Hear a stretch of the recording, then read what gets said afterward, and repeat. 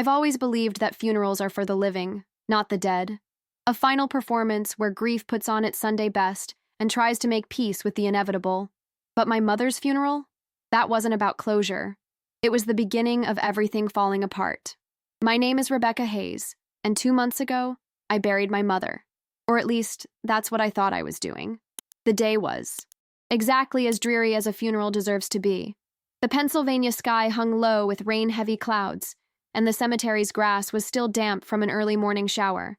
I stood before the glossy pine casket, watching as mourners placed white roses on its surface. Each gentle thud was like a hammer to my chest. The pastor's words floated around me, meaningless sounds that couldn't possibly capture who Sylvia Hayes had been. Mom had been everything to me. After Dad died when I was 12, she'd raised my 2 brothers and me alone, working double shifts as a seamstress, her fingers always pricked and bandaged. She never complained, not once. Not when the heating broke during the coldest winter in Ashford's history. Not when she had to sell her wedding ring to pay for Jim's emergency appendectomy. Not even when cancer finally came for her, spreading through her body like an invisible wildfire. At least that's what Tom and Jim had told me. I hadn't been there at the end. They wouldn't let me. I was still staring at the casket when my phone vibrated in my pocket. I ignored it at first. Who checks their phone at their mother's funeral? But it buzzed again, insistent. With numb fingers, I pulled it out, expecting some heartfelt condolence from a friend who couldn't make it. Instead, I saw an unknown number and 7 words that stopped my heart. She's not in the casket. She's alive. The world tilted. My vision narrowed to that glowing screen. Blood rushed in my ears, drowning out the pastor's final prayer. My fingers trembled as I typed back, "Who is this?" 3 dots. Pulsed, mocking me. Then, "Don't trust your brothers. They know everything." I looked up sharply, searching for Tom and Jim in the small crowd. There they were, standing side by side beneath a large oak tree. Tom, the oldest at 43, straight-backed in his impeccable charcoal suit, his salt and pepper hair perfectly combed, and Jim, 39, fidgeting with his cufflinks, his Florida, tan looking garish against his black tie. Were they watching me? Did they see my hands shaking? Did they know about the message? I shoved my phone back into my pocket and forced myself to breathe. This had to be some sick joke. Mom was gone. I'd seen her declining for months before they took over her care. The cancer had hollowed her out, turned her once vibrant face ashen and drawn. It couldn't be true. And yet, I hadn't seen her body. Tom had insisted on a closed casket. "Let's remember her as she was, Becky," he'd said, his hand heavy on my shoulder. It's what Mom would have wanted. The ceremony concluded with the casket being lowered into the ground. People began to disperse, murmuring quiet condolences as they passed. I stood frozen, unable to move, my mind racing through the possibilities. A cruel prank, a case of mistaken identity, or something far worse. "Becky."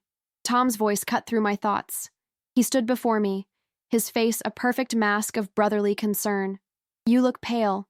Let me drive you home." I stared at him, searching for something, anything, that might betray him. Were those the same eyes that had wept with me over Mom's diagnosis 6 months ago? Or had they always been this cold? "I'm fine," I said, my voice surprisingly steady. "I'll drive myself." "Don't be ridiculous," Jim chimed in, appearing at Tom's side. "You're in no state." I said I'm fine. I cut him off, taking a step back. "I need some time alone." Something flickered across Tom's face. Irritation? Fear? It was gone before I could be sure. "If that's what you want," he said smoothly. "But remember, we're meeting with the lawyer tomorrow at 10. Mom's will, inheritance, all that unpleasant business." Inheritance. The word hung in the air between us. Mom had never been wealthy, at least not until Aunt Margaret died last year, leaving her sister a surprising $500,000. Money that Mom had barely touched before getting sick. "I'll be there," I said, already turning away. I drove home in a daze, the anonymous message playing on repeat in my mind. My apartment felt cold and empty when I arrived. I sank onto my couch, pulled out my phone, and stared at those words again. "She's not in the casket. She's alive." I tried calling the number. No answer. I texted again. "Please, I need to know more. Who are you?" Nothing. I spent the night pacing, drinking too much coffee, and diving down internet rabbit holes about faked deaths and elder fraud. By morning, I had convinced myself of one thing. I needed proof. Either proof that Mom was truly gone, or proof of whatever conspiracy my brothers might be orchestrating. The next day, I arrived at the lawyer's office with red-rimmed eyes but a clear purpose. I would play along. I would watch. I would listen. And then I would find the truth, whatever it might be. Because if there was even the slightest chance that my mother was alive somewhere, nothing would stop me from finding her. Not even the brothers I'd once trusted with my life. Johnson & Associates occupied the third floor of a red brick building in downtown Ashford. The reception area was all dark wood and leather, designed to convey trust and old money, respectability. I arrived 10 minutes early, but Tom and Jim were already there, huddled together in conversation. They fell silent when I entered. "Becky," Tom said, standing to greet me. "How are you holding up?" "As well as can be expected," I replied, not meeting his eyes. I couldn't look at either of them without hearing that message. Don't trust your brothers. "Ms. Hayes?" A receptionist appeared. "Mr. Johnson will see you all now." We followed her down a hallway to a conference room where Frederick Johnson, Mom's lawyer for the past 20 years, waited. He was a thin man with wire-rimmed glasses and a perpetual expression of mild concern. "Rebecca, Thomas, James," he greeted us with solemn nods. "Please accept my deepest condolences. Sylvia was a remarkable woman," we murmured. Our thanks and took our seats around the polished table. I positioned myself across from my brothers, watching them over a centerpiece of artificial orchids. "Now, as you know, we're here to discuss the last will and testament of Sylvia Marie Hayes," Johnson began, opening a leather portfolio. "The document is straightforward. After funeral expenses, the estate consists primarily of the family. Home, its contents, and the inheritance from Margaret Collins, totaling approximately $487,000 after taxes." I watched Tom's fingers, tapping lightly against the tabletop. A nervous habit he'd had since childhood. Or was it anticipation? "Sylvia requested that her estate be divided equally among her 3 children," Johnson continued. "However, there is a provision regarding the house. It states that Rebecca shall have first right to purchase the property at 80% of its appraised value, with the difference divided between Thomas and James." Tom's tapping stopped. "When was this will drafted?" he asked, his voice carefully neutral. 2 months ago," Johnson replied. "Sylvia came to see me personally. 2 months ago. Right before Tom and Jim had suddenly reappeared in Mom's life. Right before they took control of her care. Right before they moved her out of the house where I'd been caring for her for years." "And you're certain she was of sound mind?" Jim asked, exchanging a glance with Tom. Johnson's eyebrows rose slightly. "Absolutely. Sylvia was quite lucid and specific about her wishes. Our mother had been declining for some time," Tom said smoothly. "She had moments of confusion, episodes where she didn't recognize people. The cancer had spread to her brain by then. This was news to me." "What are you talking about? Mom never had any cognitive issues when I was caring for her." "You weren't with her 24/7, Becky," Jim said, his tone patronizing. "You didn't see everything." I felt heat rising to my face. "I lived with her for 3 years. I was her primary caregiver until you two showed up and—" "Ms. Hayes," Johnson interrupted gently. "I understand this is a difficult time, but I can assure you your mother was perfectly competent when she signed this document. I've known Sylvia for decades. If I had any concerns about her capacity, I would have recommended additional measures." Tom sat back, his expression unreadable. "Of course, we're just surprised, that's all. Mom never mentioned changing her will." "There's one more thing," Johnson said, retrieving an envelope from his portfolio. "Sylvia left this letter for Rebecca. She asked that I give it to you privately, but under the circumstances, I believe now is appropriate." He handed me a sealed envelope with my name written in Mom's familiar handwriting. My heart hammered as I took it. "Would you like a moment?" Johnson asked. I shook my head. "No, I'll read it later." I couldn't bear to open it in front of my brothers, not when I was already struggling to maintain my composure. The meeting concluded with paperwork, signatures authorizing the transfer of assets, documents regarding the house, tax forms. Through it all, I watched Tom and Jim, searching for tells, for cracks in their performance of grieving sons. Jim kept checking his watch, eager to return to his real estate business in Florida. Tom maintained his facade of solemn efficiency, but I caught him studying me when he thought I wasn't looking. As we left the building, Tom placed a hand on my shoulder. "Dinner tonight? At Mom's? At the house?" We should talk about what you want to do with the place. I can't tonight, I lied. I have plans. Tomorrow then, he pressed. Jim flies back Sunday. We need to settle things before he leaves. I nodded noncommittally and hurried to my car. Once inside, I tore open Mom's letter with trembling fingers. My dearest Becky, if you're reading this, then either I've passed on or something has happened to me. I pray it's the former, because I fear the latter. Things aren't right, sweetheart. Your brothers have been asking strange questions about my finances. They keep suggesting I'm confused, that I need managed care. Tom even brought a doctor to the house who barely examined me before writing prescriptions I don't need. I've hidden important papers in our special place. You remember where? The blue box where we kept your father's letters. Get them if anything seems suspicious. I love you, Becky. You've been my rock. Trust your instincts. Mom. The letter fluttered from my hands. I started the car with numb fingers and drove, not toward my apartment, but to the cemetery. I needed to see her grave again. I needed to stand on that freshly turned earth and think, because now I knew 3 things for certain. My mother had feared my brothers. She had hidden evidence of something. And most importantly, she had known something was very, very wrong. As rain began to patter against my windshield, I made a decision. I would find that blue box. I would uncover whatever my brothers were hiding, and I would discover whether my mother was truly in that casket after all. The family home stood at the end of Maple Street, a 2-story farmhouse with peeling, white paint and blue shutters that had seen better days. Mom had always meant to repaint them, but there was never enough time or money. Now, as I parked across the street, the house looked like a stranger wearing my mother's clothes. Familiar, but wrong. I sat in my car, watching. Tom's sleek black Audi was in the driveway. I'd hoped the house would be empty, giving me time to search for the blue box without interruption. I debated coming back later, but a sense of urgency propelled me forward. Mom's letter had been a warning. I couldn't wait. I approached the front door, key in hand, only to discover the locks had been changed. I stared at the unfamiliar keyhole, anger rising in my throat. This was still my home too, legally at least until we settled the estate. I rang the doorbell, composing my face into what I hoped was casual sisterly concern. Tom answered, surprise flickering across his features before his usual composed mask slipped back into place. Becky, I thought you had plans tonight. They fell through, I lied, stepping past him into the foyer. I wanted to pick up some of Mom's photos for the memorial slideshow next week. The house smelled different. Mom's signature scent of lavender and vanilla had been replaced by something chemical and sterile. The furniture had been rearranged, and several pieces were missing altogether. You've been redecorating? I asked, unable to keep the edge from my voice. Tom closed the door behind me. Just clearing some things out. Most of it was falling apart anyway. I clenched my jaw.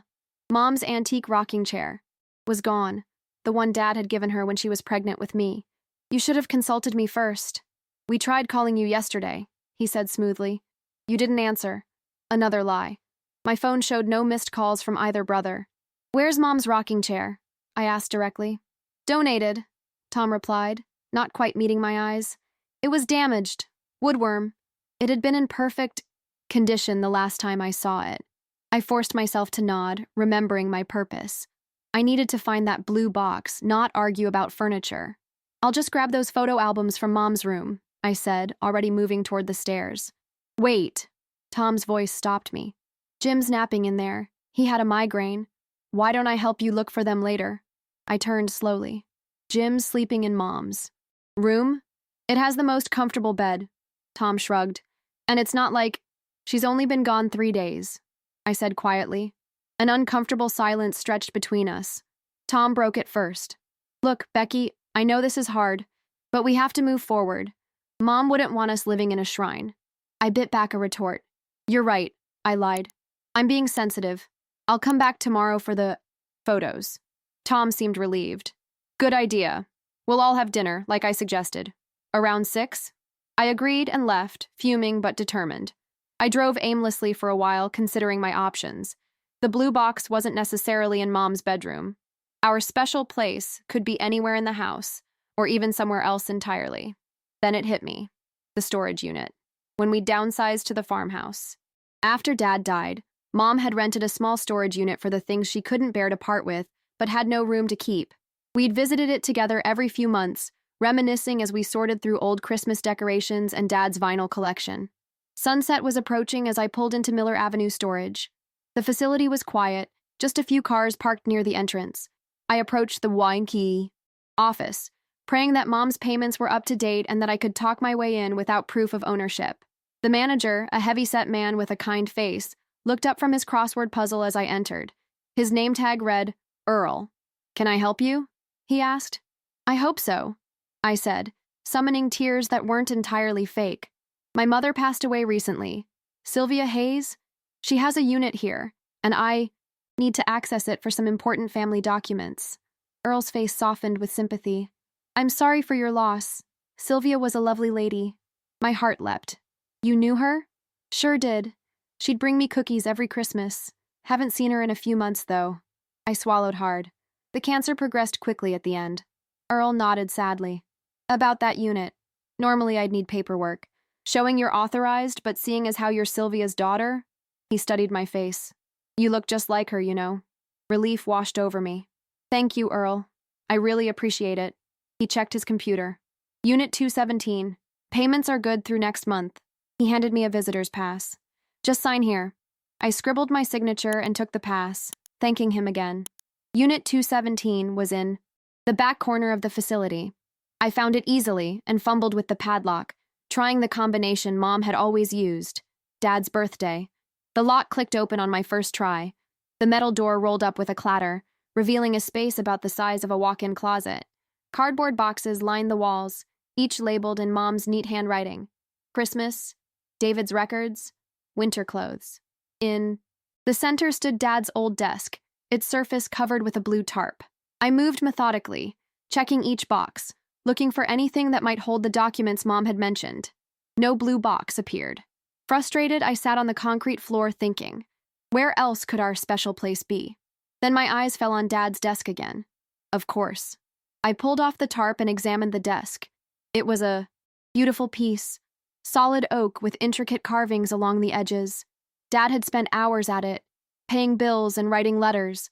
After he died, Mom couldn't bear to use it, but couldn't part with it either. I ran my fingers along the familiar wood, remembering how Dad had shown me its secret compartment when I was 8. "Every good desk has a hiding place," he'd said with a wink. I pressed the hidden latch beneath the right-hand drawer. A small panel in the desk's side popped open, revealing a space just large enough for a metal lockbox. A blue metal lockbox. My hands shook as I pulled it out. It was heavier than I expected, and locked. I tried Dad's birthday again, but the combination didn't work. I tried Mom's birthday, my birthday, their anniversary date. Nothing. I sat back on my heels, staring at the stubborn box. What number would Mom use that only I would know? Then it came to me. The date we'd moved into the farmhouse. July 18th, 1994. 7/18/94. The lock clicked open. Inside, I found a manila envelope filled with documents, a small notebook with a worn leather cover, and several prescription bottles. I opened the notebook first. It was a journal, written in Mom's increasingly shaky handwriting. March 15th. Tom visited today. First time in 2 years. He seemed shocked by my appearance. Asked a lot of questions about Aunt Margaret's money. Said he was concerned about my ability to manage it. I reminded him I managed just fine, raising 3 kids on a seamstress's salary. March 20th. Jim arrived from Florida. He and Tom had a long private conversation in the kitchen. They think I can't hear, but these old farmhouse walls are thin. Something about securing assets and legal guardianship. I don't like it. April 2nd. They brought a doctor to the house, Dr. Marcus Phillips. He barely examined me, just asked strange questions designed to confuse anyone. Who was president during World War II? Can you count backward from 100 by sevens? Then he prescribed medications I've never heard of. I pretended to take them but flushed them. I don't trust this doctor. I leafed through more entries, my stomach nodding as I read. Mom had documented everything. Tom taking her credit cards for safekeeping. Jim convincing her to sign papers she wasn't allowed to read. Mysterious phone calls. And finally, their plan to move her to a better care facility, despite her protests. The last entry was dated just 2 weeks ago. June 8th. I overheard them talking about Silver Pine's memory care. They've already paid for a room, Tom said something about legal death being cleaner for tax purposes. I'm terrified, Becky. I think they're planning to erase me. I've made copies of everything and hidden them here. If you're reading this, don't confront them alone. They're dangerous. Find Stephen Callahan.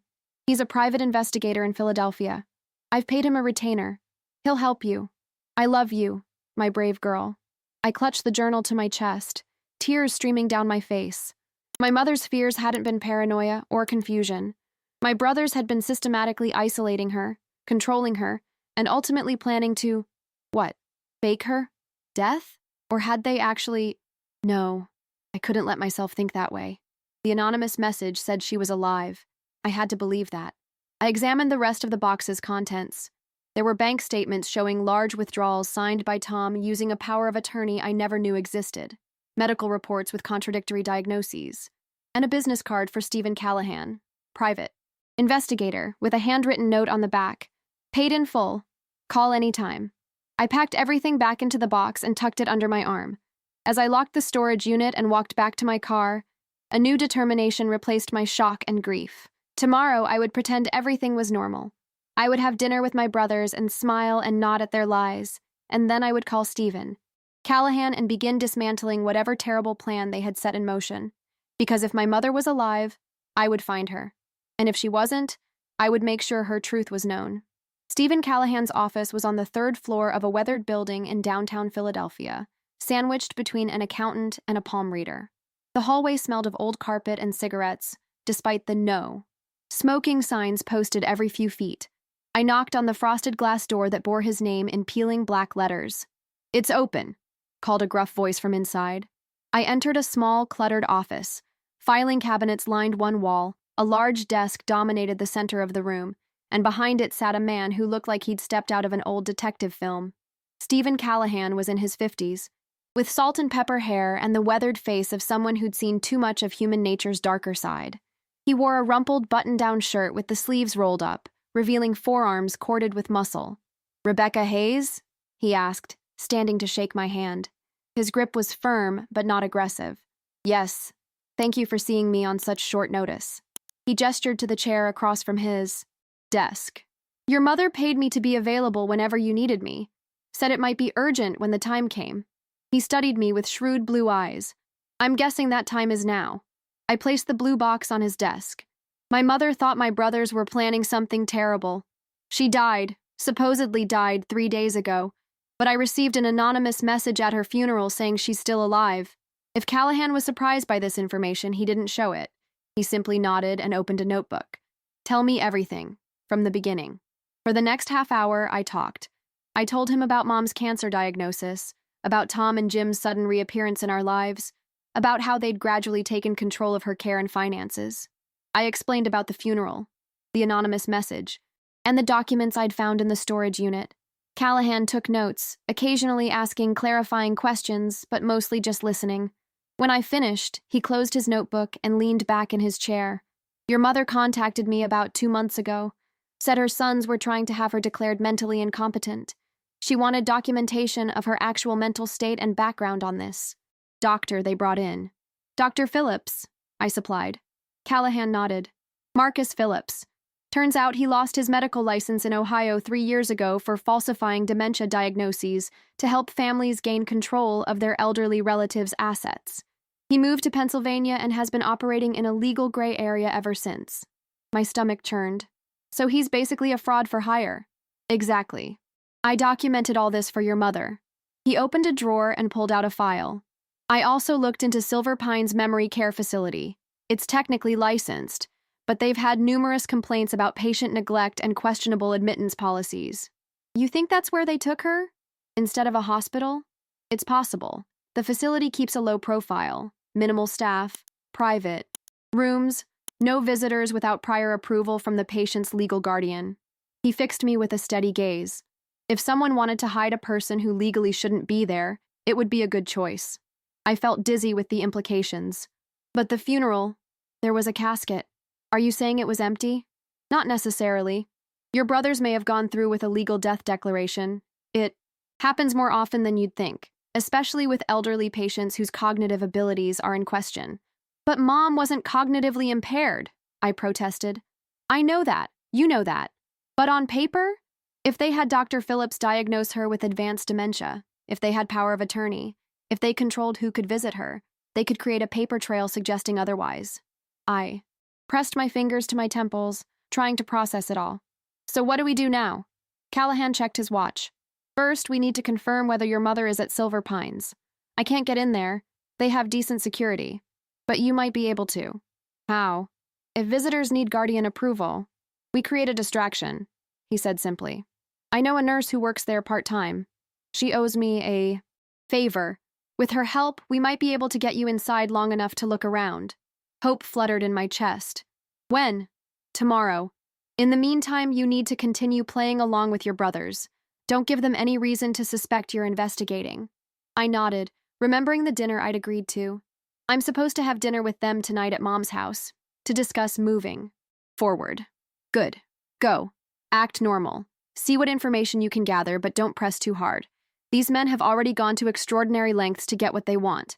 They won't hesitate to neutralize any threat to their plan. A chill ran through me at his choice of words.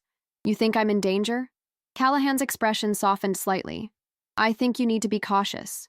Your mother was very concerned for your safety. That's why she arranged all this. He gestured to the box of evidence. She was protecting you the only way she could. I felt tears threatening again and fought them back. I'll be careful. One more thing, Callahan said, reaching into his desk drawer. He pulled out a small black device about the size of a USB drive. This is a voice recorder. Pennsylvania is a two-party consent state for recordings, so you can't use anything you capture as legal evidence without their knowledge, but it might help us understand what we're dealing with. I took the recorder, turning it over in my palm. Thank you. Don't thank me yet, he said grimly. If what we suspect is true, your brothers have committed several serious crimes. Elder abuse, fraud, possibly kidnapping. This won't end quietly.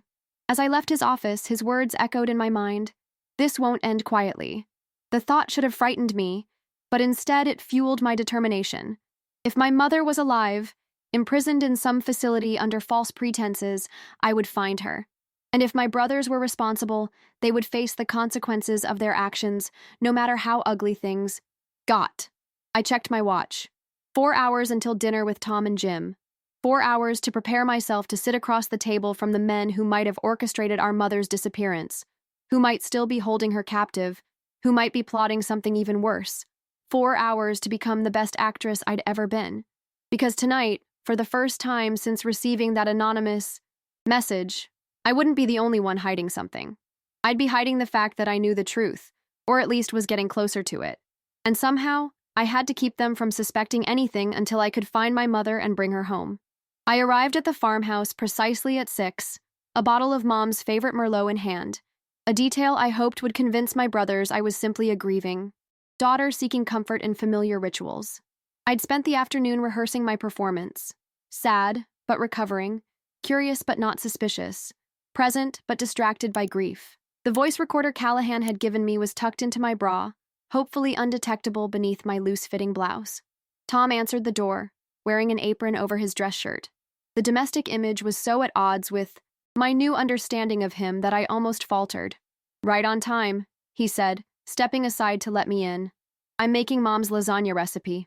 The mention of Mom's lasagna, her specialty for every birthday and celebration, struck me as obscene coming from him. Still, I managed a small smile. Smells good. I brought wine. Perfect. He took the bottle. Jim's in the living room.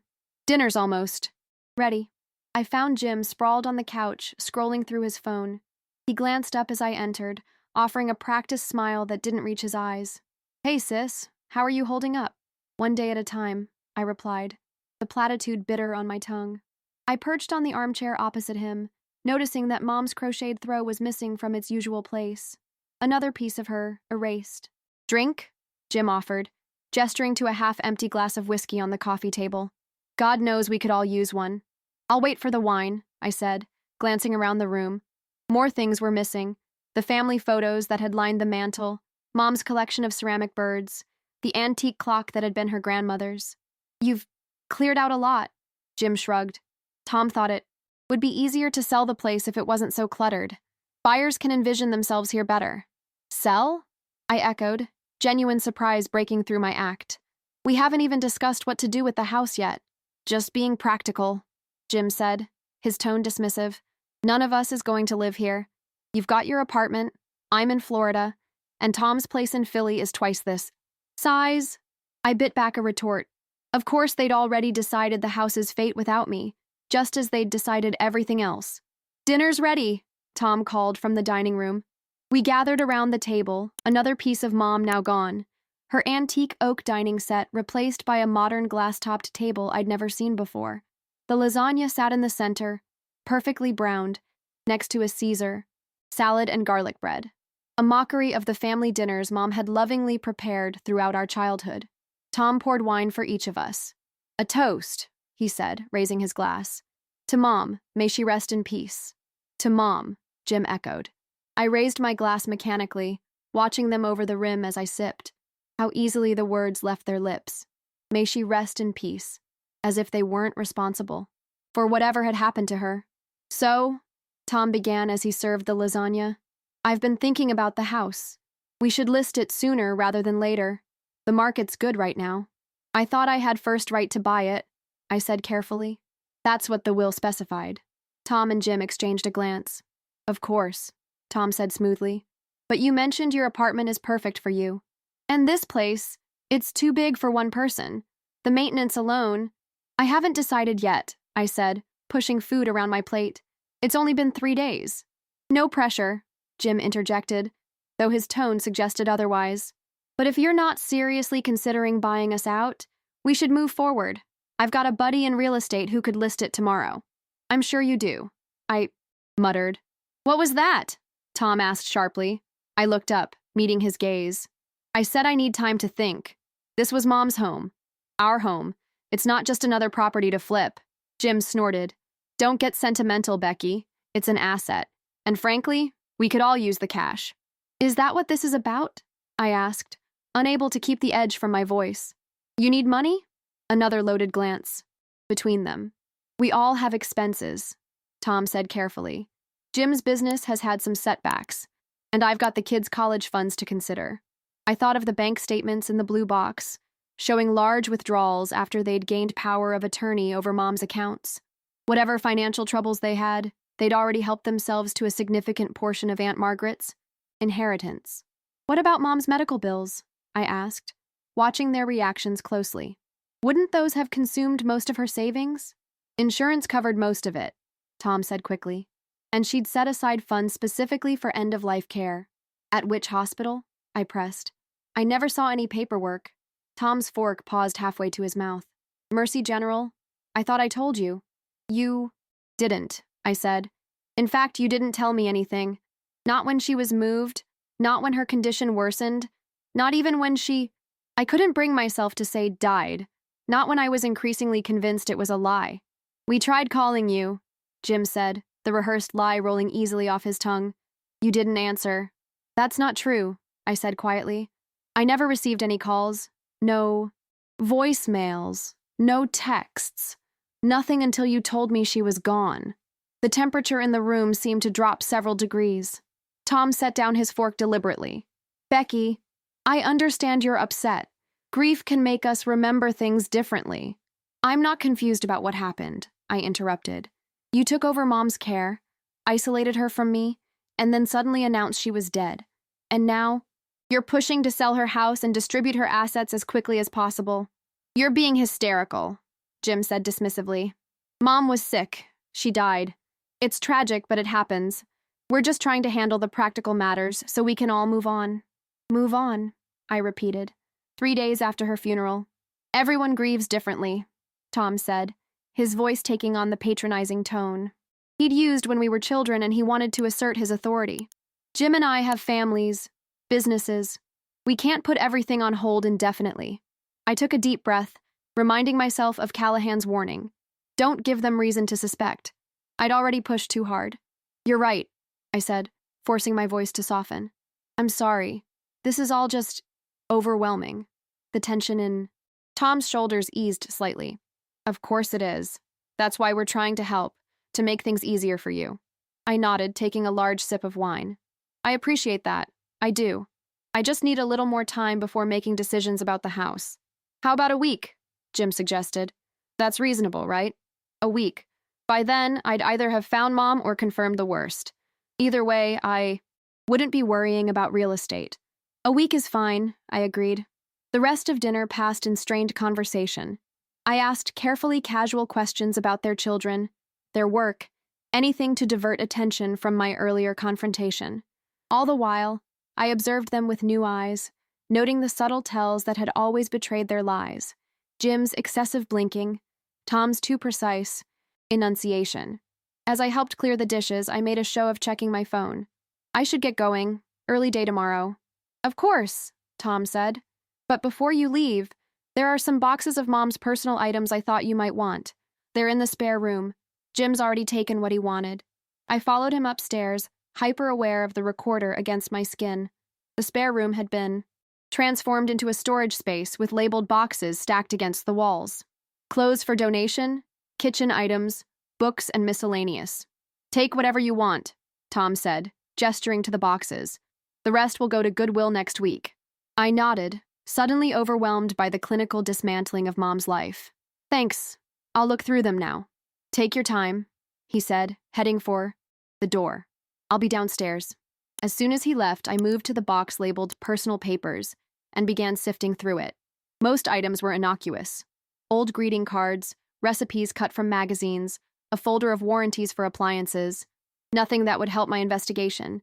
But at the bottom, I found a business card for Silver Pines Memory Care with a handwritten note on the back. Admitted 610, room 217, monthly payment arranged. My heart raced.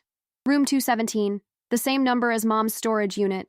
Was that a coincidence, or had she chosen that unit as another breadcrumb for me to follow? I pocketed the card and quickly sorted through a few more boxes, selecting a photo album and some of Mom's jewelry to maintain my cover story. As I headed downstairs, I heard Tom and Jim speaking in hushed voices in the kitchen. She's asking too many questions, Jim was saying. Did you see how she was watching us? She's grieving, Tom replied. It's natural to want details. And if she keeps digging? If she contacts the hospital?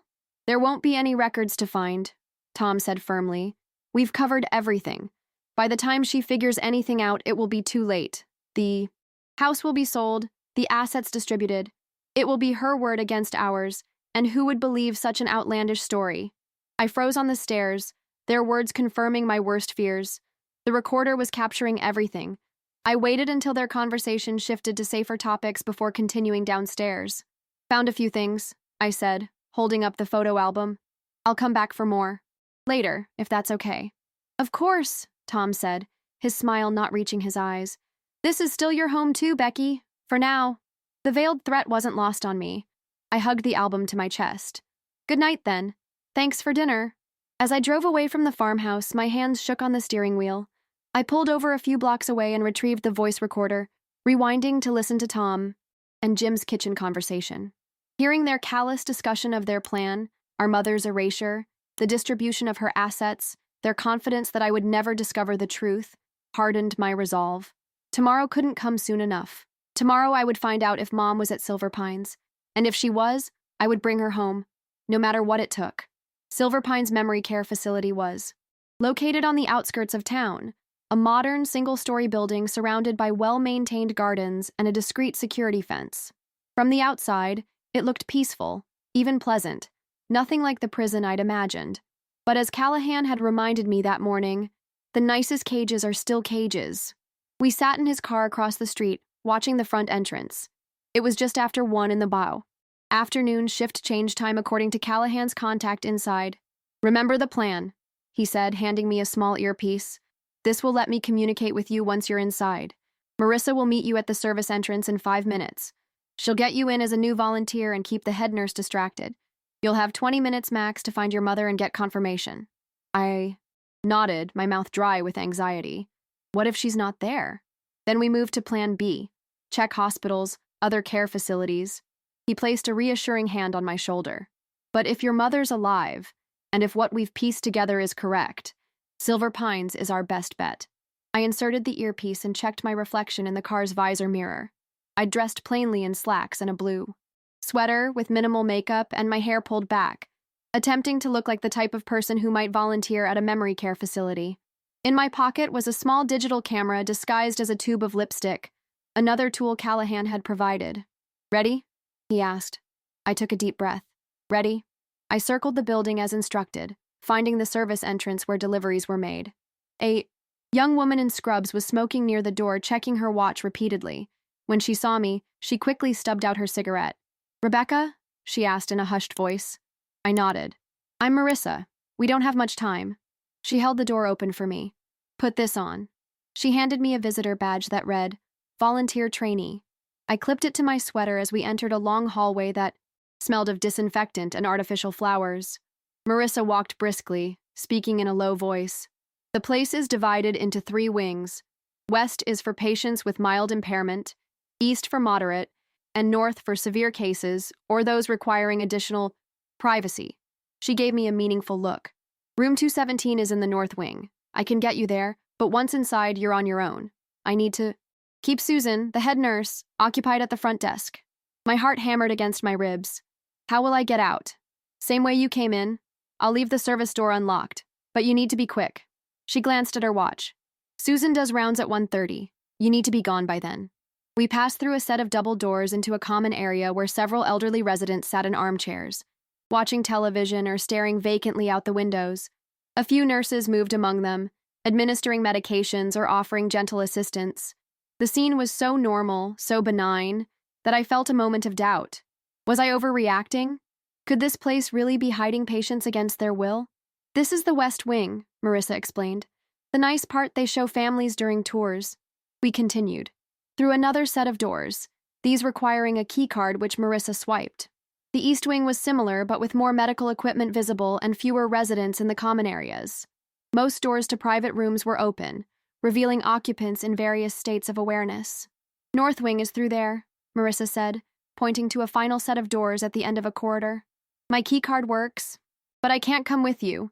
Susan's waiting for me at the front." "Thank you for doing this," I said. She gave me a grim smile. "I've suspected something wasn't right about certain admissions for months. She hesitated. "Be careful. The orderly in North, Marcus, doesn't ask questions about the patients there. He won't be happy if he finds you."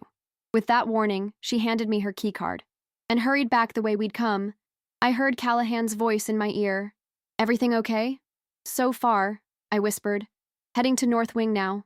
I approached the final doors, swiped the card with trembling hands, and entered a corridor notably different from the others. Here, all doors were closed.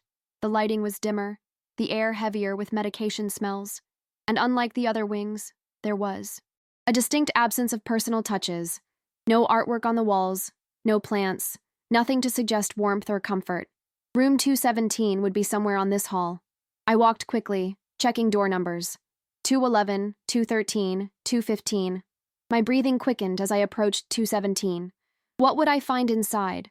Would Mom recognize me? Would she be coherent? Or had they drugged her into compliance?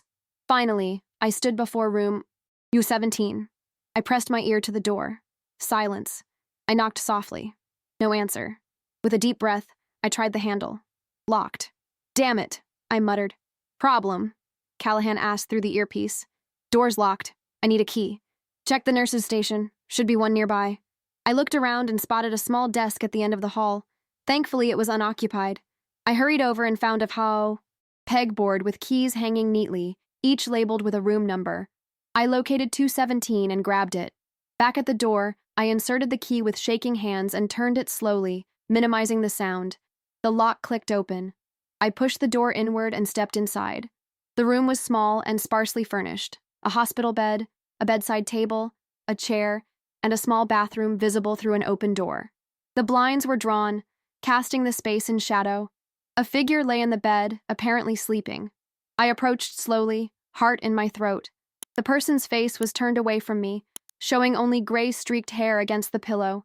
I moved around the bed for a better view, and there she was, my mother. Thinner than I remembered, her face pale and drawn, but unmistakably alive. Her chest rose and fell with steady breaths. An IV drip ran into her arm, and a chart hung at the foot of her bed. "Mom?" I whispered, touching her hand gently.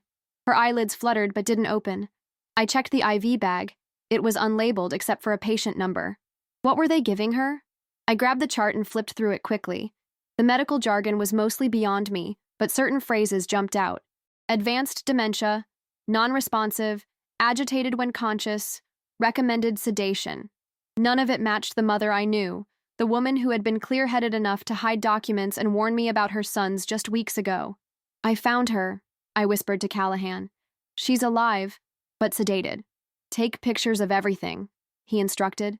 The room, her condition, the chart. I pulled out the camera and began documenting, my hands steadier now that the initial shock had passed.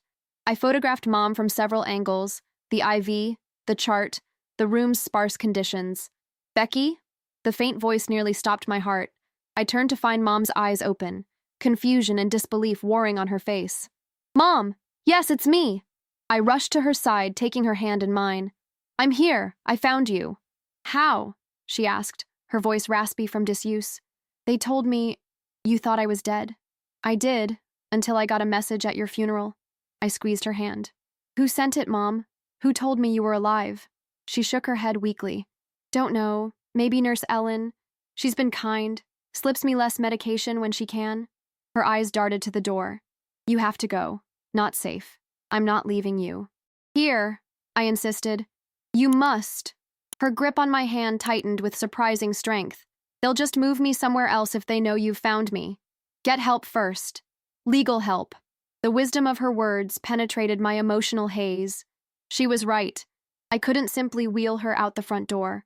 We needed to do this properly, with authorities involved. I'll be back for you, I promised.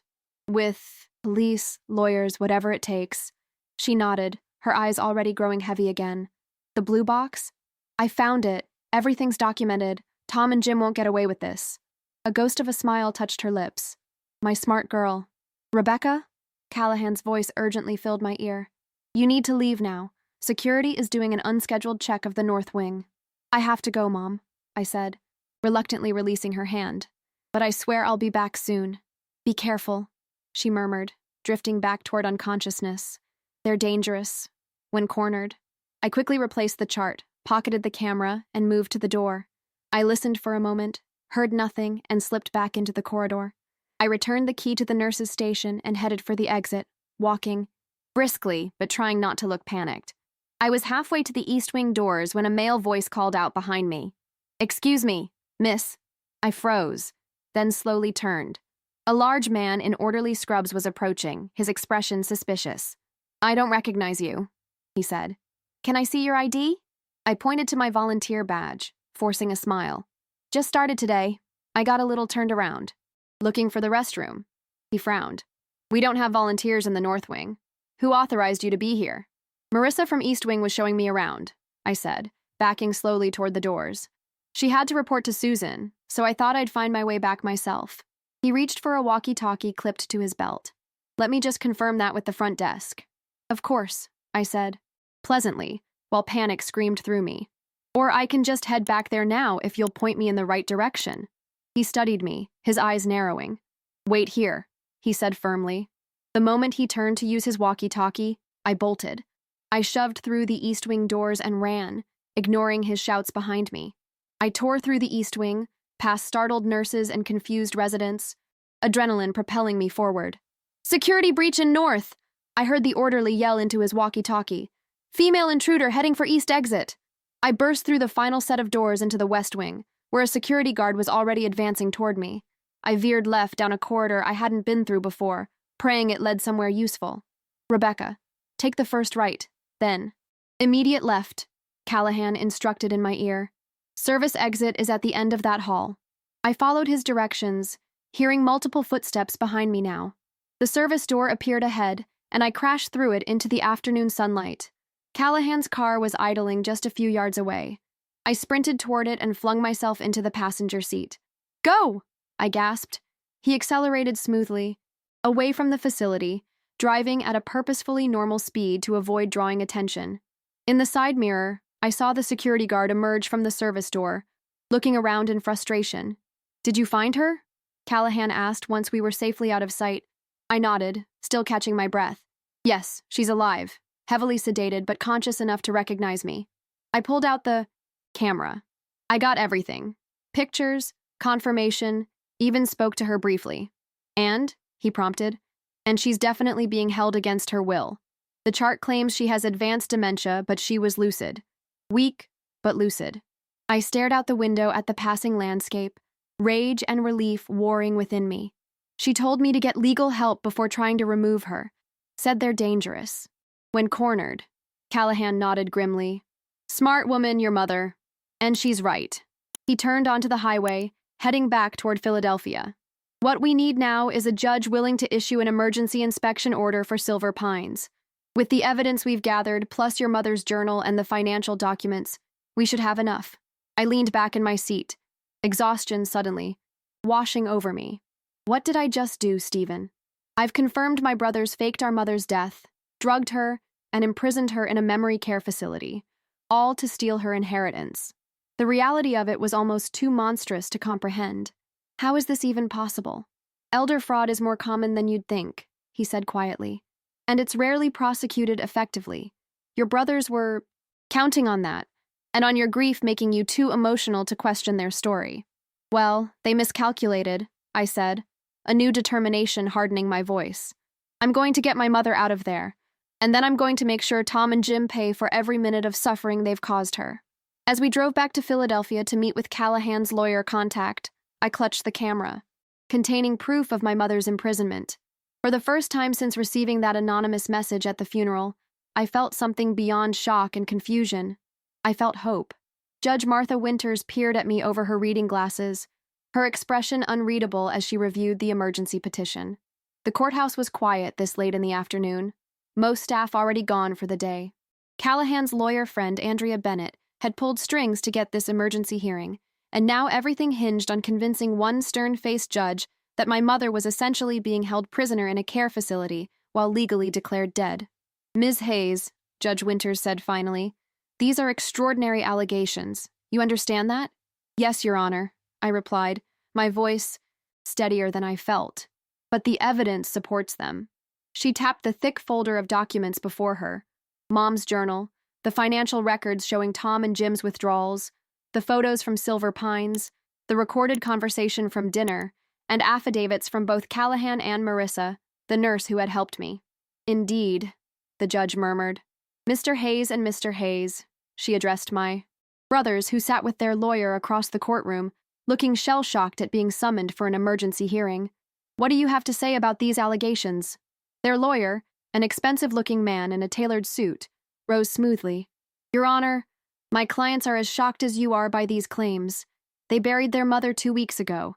This petition is nothing but the delusional fantasy of a grieving daughter who cannot accept her mother's passing. I bit my tongue so hard I tasted blood. 2 days had passed since my visit to Silver Pines. 2 days of frantic legal preparation while my mother remained drugged and captive. The photographs? Judge Winters prompted. Could be anyone, the lawyer dismissed. An elderly woman who bears some resemblance to the late Sylvia. Hayes. Ms. Hayes admits she was trespassing in a private medical facility. She cannot verify that the woman she photographed is actually her mother. I spoke to her, I interjected. She recognized me. The judge held up a hand for silence. Ms. Bennett, is there any documentation definitively proving the woman at Silver Pines is Sylvia Hayes? Andrea stood. Your Honor, that's precisely why. We're requesting an emergency inspection order. Silver Pines admitted a woman matching Sylvia Hayes' description on June 10th, 2 days before Ms. Hayes was informed of her mother's death.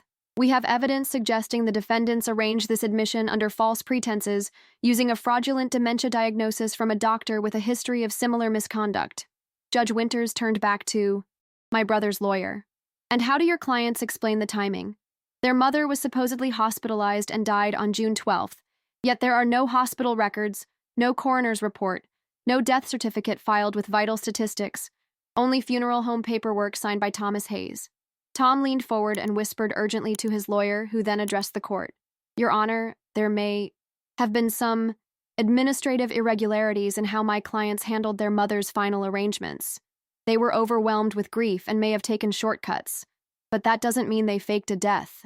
Administrative irregularities, Andrea repeated incredulously. They held a funeral with an empty casket while their mother was imprisoned in a memory care facility. That goes beyond Irregularities. Judge Winters removed her glasses, rubbing the bridge of her nose. I've seen enough. I'm issuing an emergency inspection order for Silver Pines Memory Care Facility, specifically for the patient in room 217. The inspection will be conducted immediately by court-appointed medical personnel, accompanied by law enforcement. She fixed my brothers with a steely gaze. Until this matter is resolved, I'm freezing all assets of the Hayes estate and prohibiting any sale of property or removal of possessions from the family home. Tom half rose from his seat. Your Honor, this is— Sit down, Mr. Hayes, the judge said sharply. If this inspection reveals that your mother is indeed alive and being held at Silver Pines, you and your brother will face serious criminal charges. I suggest you cooperate fully. Relief flooded through me as the judge signed the order. Andrea squeezed my hand supportively. This is just the beginning, she cautioned in a whisper. If your mother is there, and I believe she is, we'll need to address her legal status, get the death invalidated, and pursue charges against your brothers. It's going to be a lengthy process. I don't care how long it takes, I said, watching Tom and Jim huddled with their lawyer, their faces drawn with the realization that their scheme was unraveling. I just want my mother safe. 2 hours later, I stood in the parking lot of Silver Pines, watching as a police cruiser and an ambulance arrived. Andrea had insisted I stay back, letting the court officials handle the inspection, but I couldn't bear to wait at home. Callahan waited with me, his presence reassuring. What if they moved her? I asked, voicing the fear that had haunted me since leaving Mom 2 days ago. What if they somehow knew we were coming? They didn't, Callahan said confidently. The hearing was closed, the order sealed, and your brothers looked genuinely shocked in that courtroom. They didn't have time to arrange anything. Still, the wait was excruciating. 30 minutes stretched to 45, then an hour. Finally, the facility doors opened. 2 paramedics emerged wheeling a gurney, a blanket-covered figure lying motionless upon it.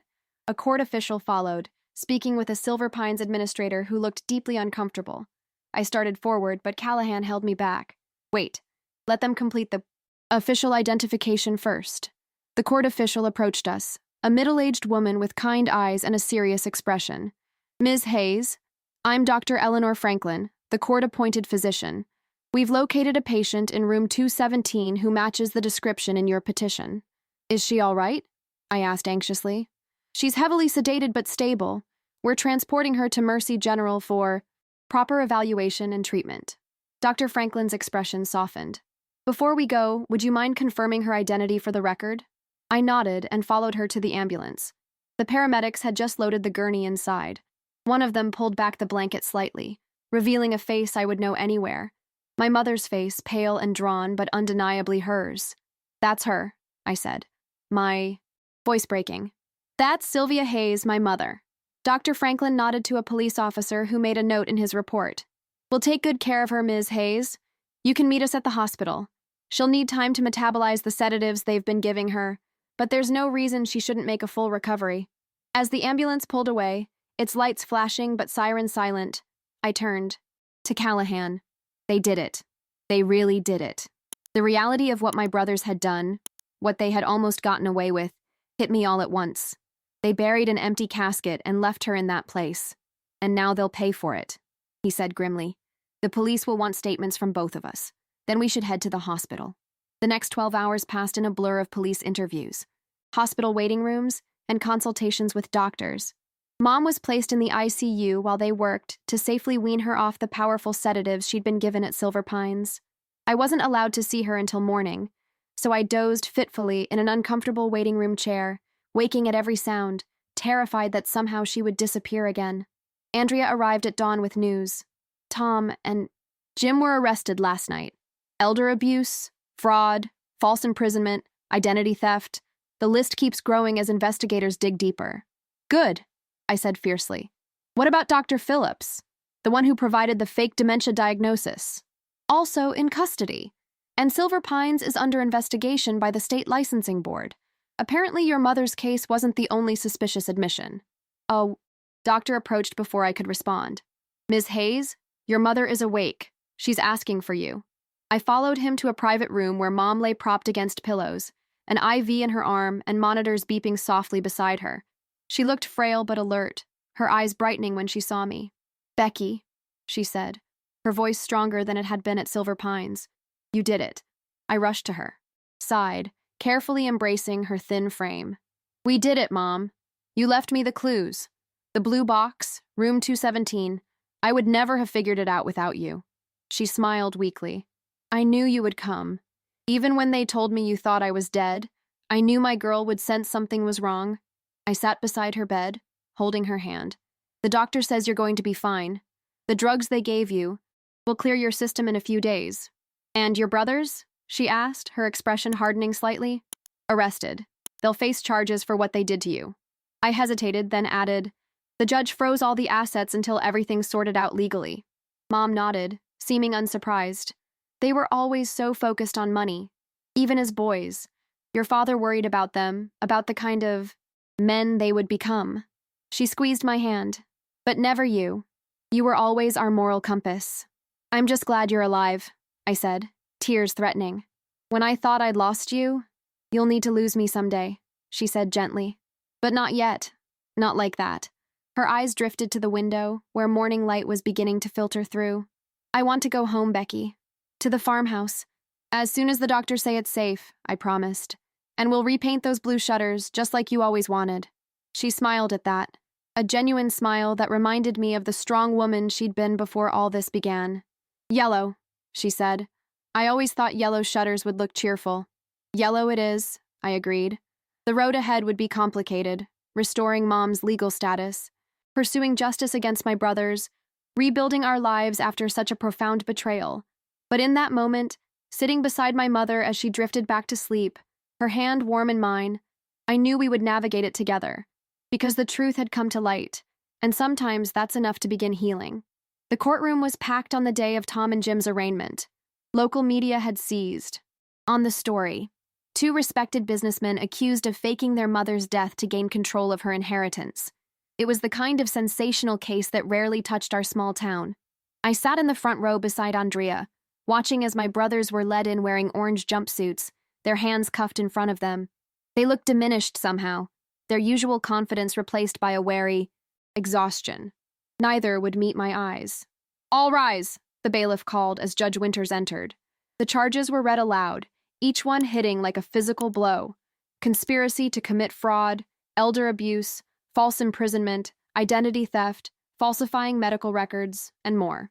Tom and Jim stood impassively as the prosecutor detailed their scheme, how they had isolated Mom, arranged for the false, dementia diagnosis, secretly placed her in Silver Pines, and then orchestrated a funeral for a non-existent body.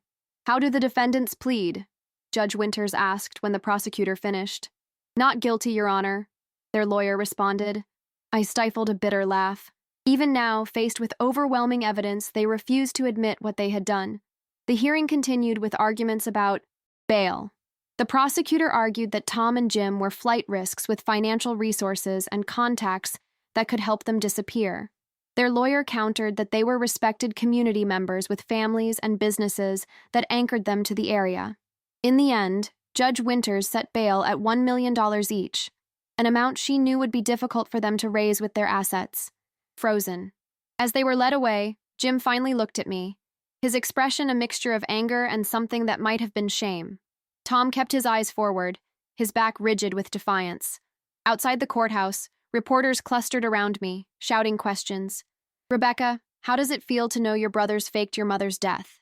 Did you suspect anything before receiving the anonymous message? Has your mother been told about the funeral? How is she coping? Andrea guided me through the crowd, deflecting questions with practiced ease. Ms. Hayes has no comment at this time. Her focus is on her mother's recovery. We escaped to her car, where I finally let out the breath I'd been holding. I hate this, I admitted. The publicity, the questions. It feels like we're entertainment. Unfortunately, it's part of the process, Andrea said sympathetically. But there's an upside. The media attention means the prosecutor will be extra motivated to build a strong case. No one wants to be seen as soft on elder abuse, especially in such a high-profile situation. I nodded, looking out the window at the reporters still hovering near the courthouse steps. I just want it to be over. It will be, she assured me. And today was a significant step. The judge denied their request to access any funds for bail. They'll likely remain in custody until trial. Good. I said, surprising myself with the hardness in my voice. These were my brothers, men I'd grown up with, men I'd loved. And yet, I felt no compassion for them now, only a cold determination to see justice served. "How's your mom doing?" Andrea asked as she drove me back to the hospital. "Better every day," I said, my tone softening. "The doctors say she can come home next week. We're lucky. The sedatives didn't cause any permanent damage. And the house? I know there were concerns about its condition after your brother started clearing it out. It needs work," I admitted, "but I've been spending evenings there, putting things back in order." I found most of Mom's belongings in the garage, boxed up for donation, and Callahan tracked down the antique furniture Tom had already sold to a dealer in Philadelphia. We're negotiating to buy it back. "You're keeping the house, then?" I nodded. "Mom wants to go home. And honestly, so do I. My apartment lease is up next month anyway. It makes sense for me to move in, help her recover. And your job? You've been on leave for weeks now." "I resigned yesterday," I said, the decision still fresh. "The marketing firm offered to hold my position, but..." I shrugged. "My priorities have changed. Mom needs me, and I need time to process everything that's happened." Andrea glanced at me. "That's a big change." "Everything's changed," I said simply. At the hospital, I found Mom sitting up in bed, color in her cheeks, a half-eaten lunch on her tray. She brightened when she saw me. "How did it go?" I sat beside her, giving her the highlights of the arraignment. She listened quietly, her expression thoughtful, but not surprised. "They really thought they would get away with it," she said when I finished. "That's what breaks my heart. Not just the betrayal, but the arrogance of thinking they were entitled to erase me." "Well, they failed," I said firmly, "and now everyone knows what they did." She sighed, pushing her lunch tray away. "When I was in that place, drugged most of the time, I had a lot of time to think during my lucid moments about where I went wrong with them, what I could have done differently." "Mom, no," I protested. "This isn't your fault." "I know that, intellectually," she conceded. "But as a mother, you always wonder. Tom was always so driven, so determined to have more than what we could give him. And Jim followed whatever Tom did." She looked at me, her eyes sad but clear. "I don't hate them, Becky. I can't. They're still my sons, but I don't recognize the men they've become." I squeezed her hand, understanding her complicated grief. She had lost her sons just as surely as they had tried to lose her. "The doctor came by this morning," she said, changing the subject. "He says I can go home on Friday if my blood work continues to improve." "That's wonderful," I said. "I've been getting the house ready, and I have a surprise for you." "Oh?" "I found Dad's desk. Tom had sold it to an antique dealer, but Callahan tracked it down. It's back in the study where it belongs." Tears filled her eyes. "Thank you, sweetheart. That desk, it meant so much to your father, and to me." "I know," I said softly. "That's why I had to get it back." Later that afternoon, I met with Detective Ramirez, who was leading the criminal investigation into my brother's actions. He had new information to share. "We've been following the money trail," he explained, opening a folder filled with bank statements. "Your brothers didn't just withdraw funds from your mother's accounts. They opened new accounts in their names, transferred the money, and then made some very specific investments." "What kind of investments?" "Property, primarily. Both of them were deeply in debt, underwater on mortgages, credit, cards maxed out. But they used your mother's money to purchase 3 small apartment buildings in Philadelphia. The timing is interesting. All 3 were bought just after your aunt's inheritance came through." I frowned. "So they were planning this for months." "It appears so. And there's something else." He hesitated. "We found emails between your brothers discussing life insurance policies they took out on your mother last year. Substantial policies, with both of them as beneficiaries." My blood ran cold. "They were going to kill her?" "We can't prove intent," Ramirez said carefully. "But the combination of the life insurance, the false dementia diagnosis, and the heavy sedation at Silver Pines." He let the implication hang in the air. "They would have let her waste away there," I finished, the horror of it settling over me. "Drugged into oblivion while they collected on her death. The good news is they failed," Ramirez reminded me, "and we've gathered enough evidence to ensure they face serious consequences." I nodded, numb from this latest revelation. Had my brothers actually contemplated murder? Or was this just another financial calculation to them, another asset to be liquidated? As I left the police station, my phone rang. It was a number I didn't recognize. Rebecca Hayes? A woman's voice asked when I answered. Yes, who's this? My name is Ellen Novak. I'm a nurse at Silver Pines. Or I was, until I quit yesterday. I think we should talk. My heart raced. Are you the one who sent me the message at my mother's funeral? A pause. Yes. I couldn't stand. Bye and let them do that to her. Your mother is a good woman. She didn't deserve what was happening. Thank you, I said fervently. You saved her life. I want to testify, Ellen said firmly. Against your brothers, against Dr. Phillips, against Silver Pines. What they did to your mother, it wasn't the first time. The North Wing has several patients who shouldn't be there, who were admitted under questionable circumstances. I thought of the closed doors, the subdued patients, the air of secrecy that pervaded that wing. How many? At least 5 that I know of. All elderly, all with significant assets, all with family members who benefit from their conditions. Her voice hardened. It's a racket, and I want to help bring it down. By the time I arrived back at the hospital, my mind was spinning with the implications of Ellen's revelations. This wasn't just about Mom, or even just about my brothers. This was a systemic exploitation of vulnerable people, facilitated by corrupt doctors and care facilities willing to look the other way for the right price. I found Mom asleep, her face peaceful for the first time in weeks. As I settled into the chair beside her bed, I made a silent promise.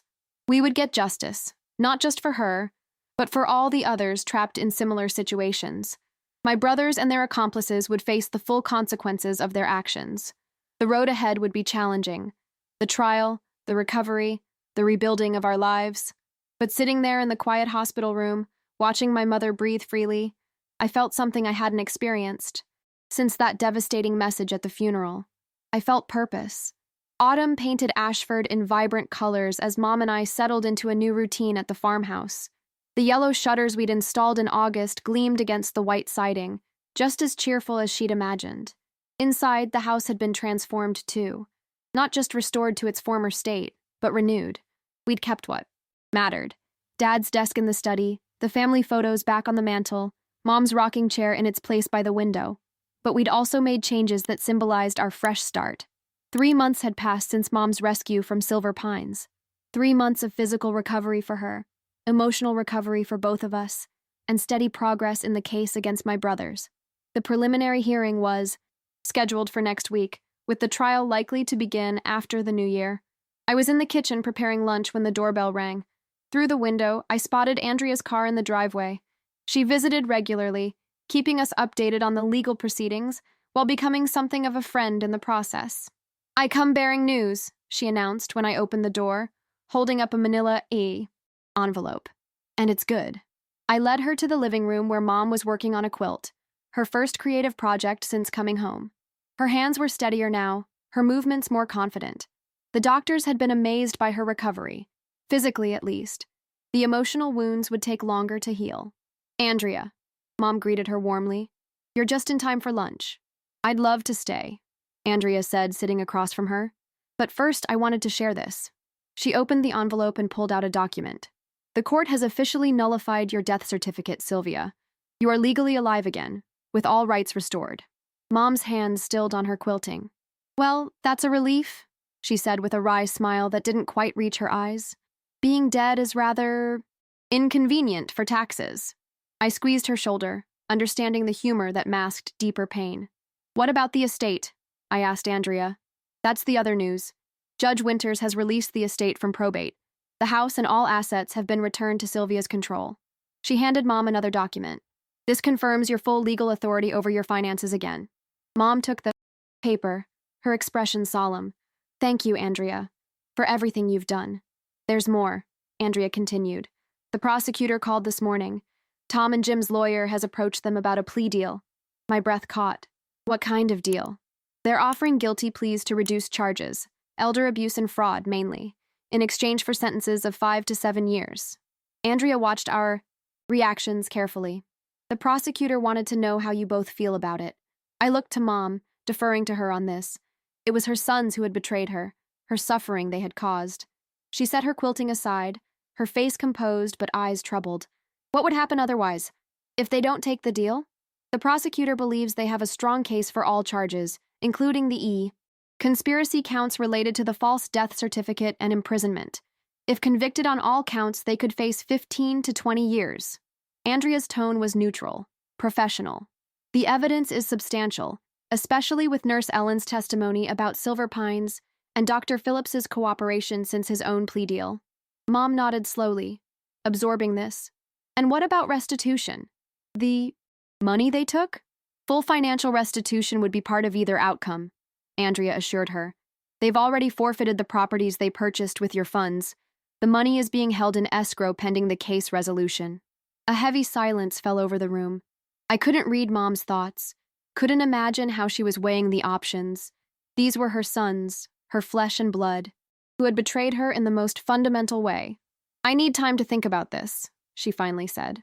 Can I give you an answer tomorrow? Of course, Andrea replied. There's no rush. The prosecutor wanted your input, but the decision is ultimately theirs. After lunch, Andrea left with a promise to call the next day. Mom retreated to the garden, where she spent much of her time these days, tending to the late-blooming flowers and clearing beds for winter. I watched her through the kitchen window as I cleaned up, noting the proud set of her shoulders despite everything she'd endured. Later that evening, we sat on the porch swing, wrapped in blankets against the autumn chill.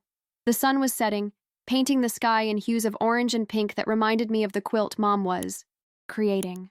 I've been thinking about the plea deal, she said quietly, breaking a comfortable silence. And? I prompted when she didn't continue. Part of me wants them to face every possible consequence, she admitted, to serve the maximum sentence, to feel just a fraction of the helplessness I felt in that place. She stared at the darkening sky. But another part of me still loves them. I finished softly. She nodded, tears gathering in her eyes.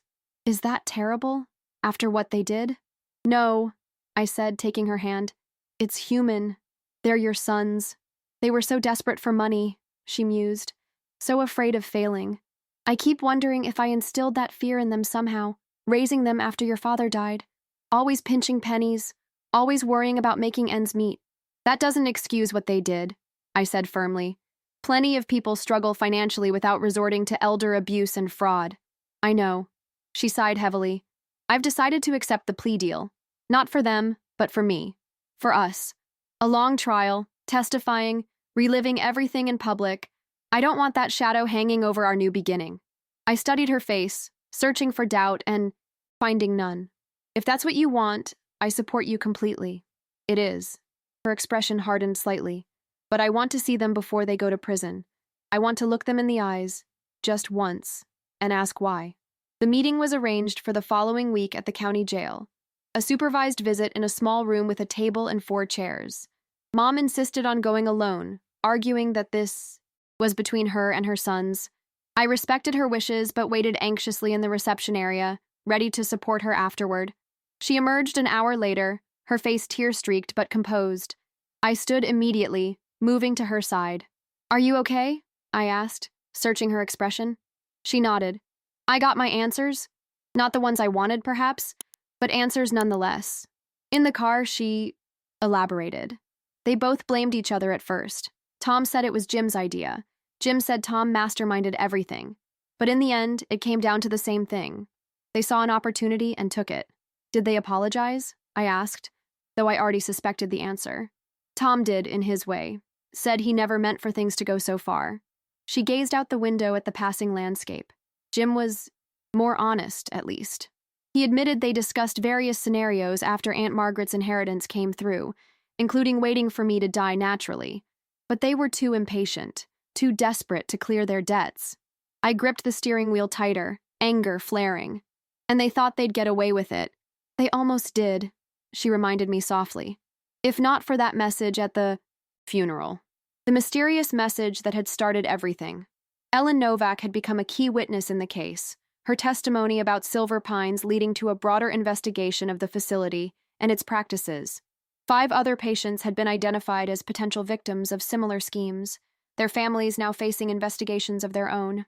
I asked them if they ever considered what would happen to you, Mom continued. If you would grieve for me, believing I was gone. Her voice wavered. Tom said they thought you'd be fine, that you're resilient. Convenient justification, I muttered. Jim said something else, though. Something that actually made sense in a twisted way. She turned to me. He said they knew you'd be suspicious eventually, that you'd ask questions about my death that they couldn't answer. Their plan was to have me actually die at Silver Pines within a few months, from natural causes, so they could collect the life insurance while avoiding those difficult questions. The cold calculation of it made my skin crawl. So the funeral was just to buy time. She nodded. Time for the sedatives to take their toll. Time for their financial maneuvers to be completed. She took a deep breath. I've decided to forgive them, Becky. I glanced at her in surprise. You have? Not for their sake, but for mine, she clarified. I can't carry that hatred. It would poison everything we're rebuilding. I understood her reasoning, though I wasn't sure I could follow the same path. The betrayal felt too personal, too devastating. You don't have to forgive them, she said, reading my thoughts. Your journey is different from mine, but I've realized something important. They've already taken months of my life. I won't let them take my future, too. That evening, Mom called Andrea and officially approved the plea deal. A weight seemed to lift from her shoulders after that decision, as if she'd set down a burden she'd been carrying since her rescue. She threw herself into rehabilitating the garden, planning for spring plantings while the autumn winds grew colder. I found my own healing in unexpected places. I started writing again, something I'd loved in college but abandoned for my marketing career. First journal entries processing the trauma of nearly losing Mom, then short stories, and finally an outline for a book about elder abuse and the systems that enable it. Andrea introduced me to a literary agent who expressed interest in the concept. You should do it, Mom encouraged when I hesitated. Your experience could help others recognize the warning signs before it's too late. She was right, of course. The more I researched, the more I realized how prevalent elder abuse was, and how rarely it was prosecuted effectively. Our story was unusual only in its dramatic resolution. Most victims never found justice. As October yielded to November, life settled into a new normal. The media interest in our case gradually waned as other stories took precedence. Tom and Jim formally accepted the plea deal, each receiving 7-year sentences with the possibility of parole after 5. The financial restitution was processed, returning Aunt Margaret's inheritance to Mom's control. Silver Pines Memory Care Facility was shuttered pending a complete state investigation, its legitimate patients transferred to reputable facilities. Dr. Phillips lost his medical license permanently and received a 3-year sentence for his role in multiple fraudulent diagnoses. The administrator who had facilitated the questionable admissions was awaiting trial on similar charges. One chilly November afternoon, as Mom and I cleared the last of the garden beds for winter, she paused, leaning on her rake. I've been thinking about the money, she said abruptly. Aunt Margaret's inheritance? I asked. She nodded. I never wanted it, you know. Margaret and I weren't even close. She just didn't have anyone else to leave it to. She looked around, at the farmhouse, the garden, the life we were rebuilding. But now I think I know what to do with it. What's that? A smile touched her lips, the first truly joyful one I'd seen in months. I want to establish a foundation for elderly people without advocates, without family looking out for them, to fund legal support, investigations, better oversight of care facilities. Mom, that's a wonderful idea, I said, genuinely moved by her vision. The Hayes Elder Justice Foundation, she said thoughtfully. We could make something good come from all this darkness. As we continued working side by side, planning the foundation that would become her legacy, I realized something profound. The empty casket that had symbolized such betrayal had become, in its way, a rebirth. Mom wasn't just surviving. She was transforming her pain into purpose. And watching her, I felt my own path clarifying, a life dedicated to advocacy, to writing, to ensuring that other vulnerable people would have the protection they deserved.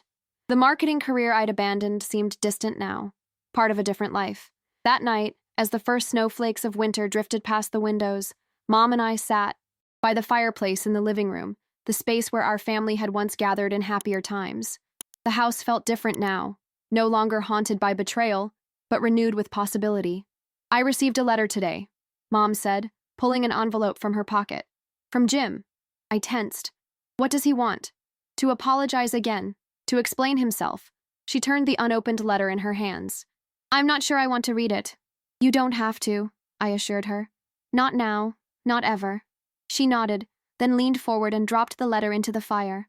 We watched together as the flames consumed it, the paper curling and blackening until nothing remained but ash. Some chapters are better left closed, she said quietly. We're writing a new story now.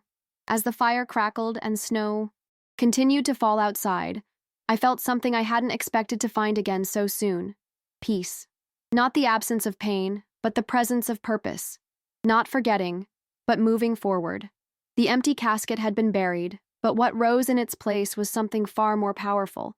Truth, justice, and the unbreakable bond between a mother and daughter who had faced the worst together and emerged stronger. 1 year after Mom's funeral, we stood together in the community center of Ashford, surrounded by supporters, advocates, and beneficiaries of the Hayes Elder Justice Foundation. The foundation had become Mom's passion, and in just 8 months of operation, it had already helped 15 elderly individuals escape abusive situations and secured proper care for dozens more. The anniversary wasn't a coincidence. Mom had specifically chosen this date for the foundation's first annual gala, a deliberate reclaiming of a day that had once represented the darkest deception.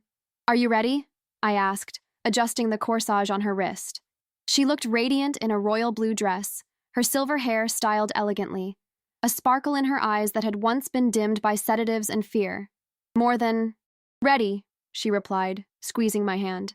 "It's time." We proceeded to the small stage where Andrea waited to introduce Mom to the gathered crowd.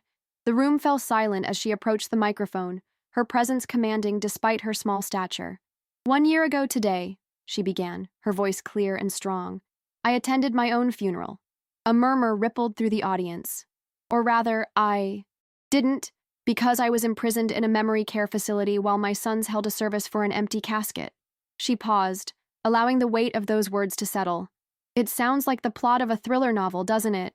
Something too outrageous to be real. That's what makes elder abuse so insidious. The victims are often invisible, their stories too easily dismissed as confusion or dementia." She looked out at the assembled faces, many nodding in recognition. "I was fortunate. My daughter received an anonymous message that led her to uncover the truth. But many victims have no one searching for them, no one questioning the narratives constructed by their abusers." Mom went on to outline the foundation's mission, providing legal advocacy, funding investigations, creating a network of vetted care providers, and educating the public about the signs of elder exploitation. As she spoke, I watched the audience's reactions, seeing shock, sympathy, and determination reflected back. "The Hayes Elder Justice Foundation exists because darkness should never be the end of the story," Mom concluded. "There is always light to be found, justice to be sought, healing to be embraced. Today, we reclaim this date, no longer the anniversary of deception, but a celebration of truth and the power of standing up for those who cannot stand for themselves." The applause was thunderous.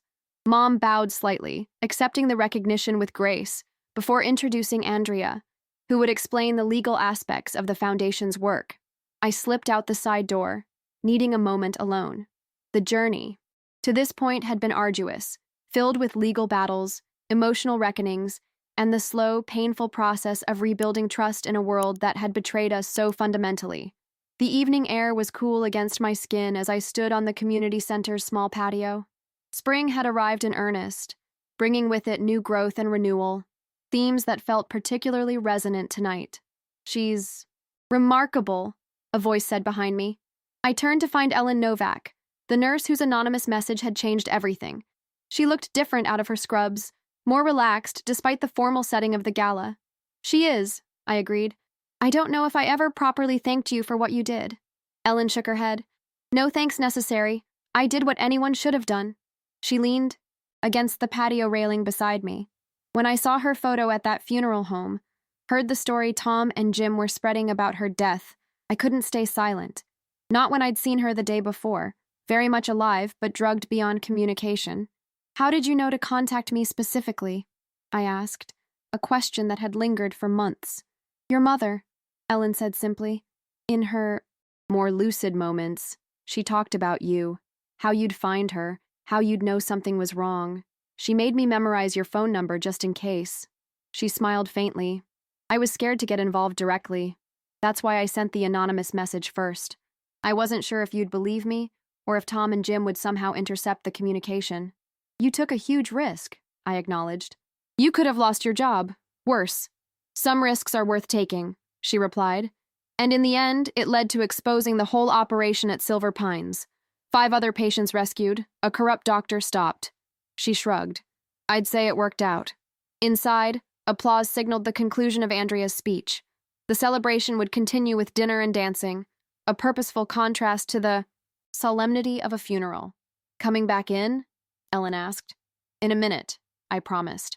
Alone again, I reflected on the extraordinary chain of events that had brought us to this point. The anonymous message at the funeral, the blue box with its hidden evidence, Callahan's investigative skills, Andrea's legal expertise, Ellen's courage, and through it all, Mom's indomitable spirit. The plea deal had been finalized 6 months ago. Tom and Jim were serving their sentences in separate medium-security prisons, their professional lives and reputations destroyed. Neither had attempted contact since Mom burned Jim's letter that snowy night, though their lawyers occasionally communicated with Andrea regarding the ongoing financial settlements. I had completed the manuscript for my book, The Empty Casket, A Daughter's Fight Against Elder Fraud, which would be published in the fall. The advance publicity had already generated interest from advocacy groups and policymakers concerned with elder protection laws. As for me, I had found a new path. The marketing career was firmly behind me now. Instead, I divided my time between writing, speaking about elder abuse awareness, and serving as the Foundation's communications director. The farmhouse had become home again, a sanctuary where Mom and I had healed together. I returned to the gala to find Mom surrounded by well-wishers, her face animated as she discussed plans for expanding the Foundation's reach. She spotted me across the room and waved me over, proudly introducing me to a state senator interested in strengthening Pennsylvania's elder protection laws. Later, as we shared a dance, something that would have been impossible during her weakened state a year ago, she leaned close to whisper, "We did it, Becky. We turned the darkness into light." I thought of all we had endured, all we had overcome. The betrayal by family, the systemic failures that had enabled it, the long road to justice and healing. And now, this moment of celebration and purpose. Yes, I agreed. We did. After the gala, we drove home to the farmhouse with its cheerful yellow shutters glowing in the moonlight. The spring air was fragrant with blooming flowers from the garden Mom had lovingly restored. Inside, photographs lined the mantel again. Not just old family pictures, but new ones documenting our rebuilt life together. We settled in the living room with cups of tea, tired but contented after the successful event. I was thinking, Mom said, curling up in her rocking chair, about messages. What about them? How the right message at the right time can change everything. She rocked gently, the chair's familiar creak a comforting soundtrack. Ellen's message at the funeral. The notes I left in the blue box. Even the message we're sending with the Foundation. I nodded, understanding her train of thought. Words have power. They do. She sipped her tea thoughtfully. I received a message today, actually, from the warden at Tom's prison. My heart skipped. What did he want? To inform me that Tom has been participating in a restorative justice program. He's been talking to other inmates who committed financial crimes against family members. She set her cup down carefully. The warden thinks he's genuinely reflecting on what he did. Do you believe that? I asked cautiously. She considered the question. I'm not sure, but I do believe people can change, given the right circumstances and enough time. She looked at me steadily. I haven't forgotten what they did, Becky. I never will. But I've chosen not to let it define the rest of my life. I understood her perspective, even if I couldn't fully share it. My anger toward Tom and Jim had cooled over time, transformed into something more like distant contempt. But forgiveness? That seemed beyond my capacity. You don't have to feel the same way, Mom said, reading my expression. Your journey is your own. I know, I said softly, and I admire your capacity for grace. I'm just not there yet. You might never be, she acknowledged. And that's okay too. We sat in comfortable silence, the house creaking and settling around us. A living entity that had weathered storms and emerged intact, much like its occupants. What will you do if Tom tries to contact you directly? I asked eventually. I haven't decided, she admitted. Part of me wants to understand how he justified it all to himself. Another part thinks some questions are better left unanswered. She met my gaze. What about you? If either of them reached out to you? I considered the question seriously. I think I'd listen, I said slowly, surprising myself. Not for their sake, but for mine. To close that chapter completely. She nodded, understanding. The most important message in all of this, she said, isn't about them at all. It's about what we've built from the ashes of their betrayal. The foundation. Your book. Our new life here. From an empty casket to a full heart, I murmured. Exactly. She smiled, the firelight highlighting the strength in her face, the resilience that had carried her through darkness into light. That's the message I want. To leave behind someday. Not the story of victimhood, but of triumph. Not what was done to me, but what I chose to do afterward. As we prepared for bed that night, I paused in the hallway, looking at a new addition to our wall of photographs. A picture taken at the gala, Mom and I standing side by side at the podium, both of us smiling with genuine joy despite the solemn anniversary we were marking. The most powerful message, Mom had said during her speech, is not words, but actions. Not what we say, but what we do with the time we're given. In the year since receiving that anonymous text at a funeral for an empty casket, we had transformed a story of betrayal into one of justice, a narrative of victimization into one of advocacy. The journey hadn't been easy, and the scars would always remain, but they had become badges of honor rather than marks of shame. As I turned out the lights, I thought about messages, the ones we receive, the ones we send, and most importantly, the ones we embody through our lives. Mom's message was one of resilience, forgiveness, and purpose. Mine was still evolving, but centered on truth, justice, and the power of questioning when things don't add up. Together, our message was clear. Even in the darkest moments, when betrayal cuts deepest and the world seems to have turned against you, the truth will find its way to light. And when it does, it brings not just justice, but the opportunity to build something new and meaningful from the wreckage of what was lost. The empty casket that had once symbolized such profound deception had become, in the end, a vessel for rebirth. Not an ending, but a beginning. And that perhaps was the most powerful message of all.